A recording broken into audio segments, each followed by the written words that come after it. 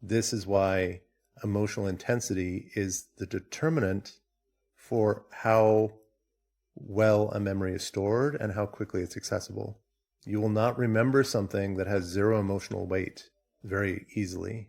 This is why trying to memorize our math tables is hard and memorizing language is difficult and all that kind of stuff. But as soon as you get something that has big emotional weight attached to it, either positive or negative, all that emotional energy, you can think of it like energy or charge or whatever, all of that gets stored with the memory. So now it's bigger, it's more dominant, it takes up more space probably or something.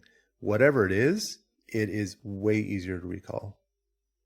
So anytime you're in a moment of imminent threat, that memory will come to the surface faster. Except, of course, there's always exception cases, right? There's this evidence that basically supports that some memories are considered so threatening, so uncomfortable, so destabilizing to the system that there is a deficit, there's an inhibition to the metabolic resources that are given to that area. Basically, it's starved. And then some other mechanism comes online that starves out or reduces blood flow to that area where that memory got stored. And then what it does is it starves out the little activators or pipelines or doorways or whatever you want to think about it. It starves out those doorways that lead to that memory. And then they basically fall into this metabolic deficit. And because they're in a metabolic deficit, they can't actually, the electrical signals that go to them can't reach the other side. And that memory is then blocked off. It's suppressed. Very, very interesting stuff having to do with that.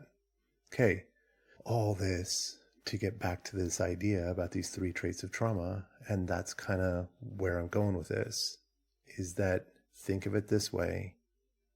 Every major event, this is the hypothesis, every major event that we're going to consider traumatic for a human nervous system is going to have some combination of these 3 traits. You know, think of them like 3 different dials turned to different non-zero numbers. And so one of those is going to be like, I'm unsafe. The door slams, I'm unsafe. Well, actually, the door slamming is the trigger. So the door slams and then something horrible happens after that. In that moment that the horrible thing happened, I felt unsafe, I felt objectified, and I felt the perception that I could not escape.